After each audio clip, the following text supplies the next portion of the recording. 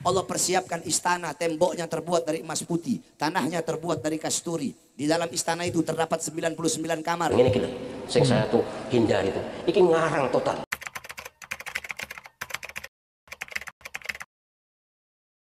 Assalamualaikum teman-teman. Malam ini kita akan membahas ya tentang seorang Habib yang cukup terkenal di negeri ini. Ya, beliau adalah Habib Bahar bin Smith. Karena sudah cukup lama juga ya kita tidak membahas beliau. Karena kita harus disibukkan dengan masalah-masalah yang kami rasa cukup urgent untuk dikantar pada saat itu. Ya, kayak kemarin masalah tentang Imam Besar Masjid Istiqlal. Ya, yang mengatakan bahwa semua agama sama. Kemudian setelah itu Aba Aos. Nah, setelah itu ya ada lagi surah Maryam dikatakan mirip dengan Yohanes pasal 3 ayat ke-16. Nah, sekarang teman-teman ada sebuah video yang diucapkan, yang beredar ya, yang diucapkan oleh salah seorang Habib. Ya, saya sebut namanya ya, beliau Habib Bahar bin Smith, yang dimana beliau ini mengatakan tentang keutamaan surah Yasin. Yang setelah saya cek ternyata memang itu tidak saya dapatkan dasar atau dalilnya teman-teman. Dan hal seperti ini sebenarnya teman-teman itu sangat berbahaya kalau hal ini ditelan mentah-mentah oleh umat. Ya, sebab kita tahu ya ketika kita melakukan atau menjalankan suatu ibadah, ya melakukan suatu ibadah yang dimana ibadah itu ternyata tidak dicontohkan oleh Nabi SAW, ya maka hanya kesia-siaan yang kita dapatkan. Ya capek-capek kita melakukan suatu amalan tetapi tidak dinilai. Itu kan sayang teman-teman. Dan di dalam video ini teman-teman terlihat dengan sangat semangatnya Habib Bahar bin Smith ini mengatakan bahwa keutamaan membaca surah Yasin begini dan begitu. Dan ini ya lagi-lagi sangat luar biasa teman-teman ya keutamaannya. Yaitu karang-karangan siapa? Ya perawinya siapa coba? Dan Rasulullah SAW itu tidak pernah menyampaikan hadis tersebut. Bahkan Rasulullah SAW itu di dalam sebuah hadis sahih ya, mengancam orang-orang yang berdusta atas Nabi Muhammad SAW. Ya, Nabi SAW bersabda, janganlah kamu berdusta atasku. Ya, karena sesungguhnya barang siapa yang berdusta atas namaku, ya maka hendaklah ia mempersiapkan tempat duduknya di api neraka. Ya, hadis riwayat Al-Bukhari nomor 106 dan Muslim. Lalu kemudian teman-teman, Rasulullah SAW ini bersabda, barang siapa yang menceritakan sebuah hadis dariku, ya, dan dia mengetahui bahwasanya hadis itu dusta, maka dia adalah salah seorang dari para pendusta. Ya, dan hadis ini diriwayatkan oleh Muslim. Nah teman-teman, jadi ya untuk lebih jelasnya ya mungkin langsung saja coba kita simak video dari Habib Bahar bin Smith ini. Kalian baca Yasin, kalian niatkan untuk orang tua dalam kubur. Kata Rasulullah, man qara'a Yasin, siapa orang yang membaca Yasin, maka siapa orang yang membaca Yasin, maka kelak di akhirat Allah persiapkan istana, temboknya terbuat dari emas putih. Istana teman-teman dipersiapkan ya untuk orang yang membaca surah Yasin. Tanahnya terbuat dari kasturi. Tanahnya di dalam dari istana kasturi. itu terdapat 99 kamar. Tiap kamar ada 99 kasur. Tiap kamar 99 ranjang. Tiap kamar ada 99 ranjang ya. Tiap ranjang 99 kasur. Tiap ranjang 99 kasur. Tiap kasur 99 bidadari. Tiap kasur 99 bidadari. Wow, ini luar biasa teman-teman ya. Tiap kasur 99 bantal. Setiap bantal 99 bidadari. Setiap bantal 99 bidadari teman-teman ya. Keutamaannya yang kita dapatkan hanya membaca surah Yasin. Wah, ini sangat-sangat luar biasa teman-teman ya.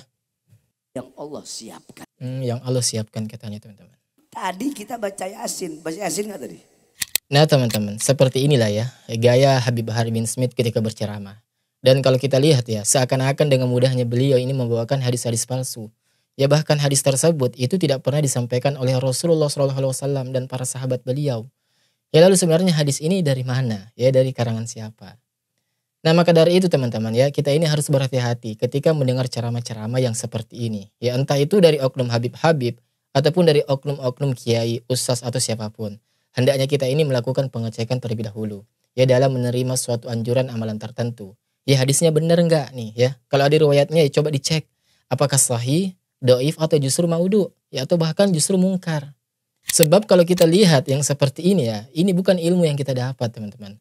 Malah kita ini tidak akan mendapat ilmu apa-apa. Ya jadi Rasulullah SAW itu sudah memperingatkan kita teman-teman. Bahwa barang siapa yang berdusta atas namaku. Maka hendaklah ia ya mempersiapkan tempat duduknya di dalam neraka. Ya. Coba ya mari kita simak ulang kembali teman-teman videonya. Kalian baca Yasin, kalian niatkan untuk orang tua dalam kubur. kalian baca Yasin dan kalian niatkan untuk orang tua dalam kubur. Rasulullah, man Berarti ini konteksnya membacakan ya Al-Quran, ya kita niatkan untuk orang yang sudah meninggal teman-teman ya. qara'a Yasin, siapa orang yang membaca Yasin, maka kelak di akhirat Allah persiapkan istana, temboknya terbuat dari emas putih, tanahnya terbuat dari kasturi. Di dalam istana itu terdapat 99 kamar. Ya. Tiap kamar ada 99 kasur. Wow. Tiap kamar 99 ranjang. Tiap ranjang 99 kasur. Tiap Tiap kasur ranjang 99 kasur ya. 99 bidadari. Tiap kasur 99 bantal. Setiap bantal 99 bidadari. Masya Allah. 99 bidadari teman-teman. Nah teman-teman, lalu bagaimana tentang terkait masalah hadis palsu tersebut ya? Benarkah ada keutamaan yang semacam itu? Ya jadi untuk menjawab hal ini ya, saya akan tampilkan sebuah penjelasan yang sangat jelas ya dari seorang Ustaz Mujiman Hafizahullah Ta'ala. Dan mari kita simak videonya. Baik, ini terkait mengenai masalah hadis yang terkait dengan surat Yasin. Iya. Ada sebagian yang maudhu, palsu. Ada sebagian yang dhaif Dhaif. karena ada Maudhu, syekhul majhul, dhaif. ada tokoh yang tidak dikenal, dan ada pula sebagian yang dihasankan oleh para ulama. Sehingga terkait hadis, sikap kita kalau kepada hadis yang maudhu Iya. tidak bisa diamalkan karena hadisnya maudhu Palsu. atau palsu. Misalnya kita bisa merujuk untuk hadis-hadis palsu, ada ulama yang menulis kumpulan hadis seperti Imam Ibnu Jauzi misalnya menulis kitab Masya Allah. Al-Maudu'at atau kumpulan. Dan teman-teman ya, ini beliau adalah ya, buat yang belum tahu beliau ya, ini adalah Ustaz Mujiman ya, Ustaz Mujiman dari Muhammadiyah. Yang saya sukanya dari beliau ketika memberikan suatu jawaban, ketika ada jamaah yang bertanya, beliau ini memberikan jawaban bukan hanya satu versi saja yang menurut pegangan beliau teman-teman. Artinya beliau ini memaparkan beberapa pendapat. Ya, itu bagusnya beliau dan bijaknya beliau, Masya Allah. Sehingga memberi kebebasan terhadap jamaah untuk memilih. Ya, kemudian di akhirnya statementnya ia menutup bahwa kalau saya pribadi memilih pendapat yang ini misalkan. Kumpulan hadis palsu misalnya. Maka kalau palsu tidak bisa kita amalkan. Tidak bisa amalkan. Kalau yang kedua adalah hadis yang dhaif. Dhaif. Untuk hadis yang dhaif yang terkait dengan masalah keutamaan, ini ada kaul dari Imam Nawawi, beliau menyebutkan bahwa hadis yang terkait dengan keutamaan itu bisa dijadikan motivasi tapi tidak untuk diyakini. Hanya sebatas motivasi teman-teman ya, tetapi jangan sampai itu kemudian diyakini. Jadi pada prinsipnya hadis dhaif pun itu tidak bisa dijadikan sebagai rujukan dalam beramal. Intinya Kenapa? tidak bisa dijadikan Karena rujukan. hanya untuk motivasi dan tidak bisa diyakini. Iya, iya. Sehingga ketika kita menyampaikan hadis dhaif, maka disampaikan hadis ini dhaif. Contoh misalnya, ketika kita menyampaikan satu hadis dan hadisnya itu lemah, maka sampaikan bahwa hadis ini hadis yang lemah, hadis yang dhaif. Loh, kenapa dibaca? Iya. Untuk memberi motivasi. Contoh, Iya, sumu tasihu, berpuasalah kamu akan sehat. Hadis ini dhaif. Iya, Maka iya, kita katakan hadis ini dhaif Iya. sebagai motivasi. Tetapi dalam bab ini untuk kasus sumu tasihu itu adalah bukan terkait dengan keyakinan yang fatal, karena memang secara makna benar setelah benar kita ya, maknanya benar ya. puasa, maka salah satu buahnya adalah sehat. Iya. Baik teman-teman. Jadi ini ada juga ya tentang terkait masalah seputar Yasin ya. Dan hadisnya itu tidak ada. Ya bahkan hadisnya itu palsu. Dan ini akan dijelaskan oleh Kiai Prof. Ahmad Zahro. Dan mari kita simak videonya.